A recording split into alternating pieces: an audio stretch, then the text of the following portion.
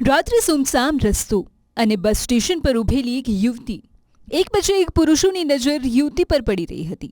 ટૂંકમાં કહીએ તો નજર સારી નહોતી. કેટલાકે વાત કરવાનો પ્રયત્ન કર્યો તો કેટલાકે નજીક જવાનો ટ્રાય કર્યો.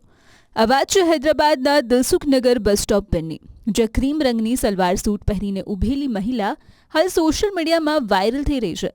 પરંતુ એ છે કોણ? તો એ છે હૈદરાબાદ શહેરની પોલીસ કમિશનર સુમતિ. હકીકતમાં લેડી સિંઘમનું મિડનાઇટ ઓપરેશન હતું. પોલીસ કમિશનર સુમતિ આ રીતે રાત્રે 12:30 થી 3:30 સુધી એકલી ઊભી રહી અને આ 3 કલાકમાં એક વખત નહીં પરંતુ 40 વખત છેડતી થઈ. અને સૌથી ચોંકાવનારી વાત એ છે કે હૈદરાબાદ જે મહિલાઓ માટે દેશનું સુરક્ષિત શહેર માનવામાં આવે છે, ત્યાં આવી ઘટનાઓ બની રહી છે.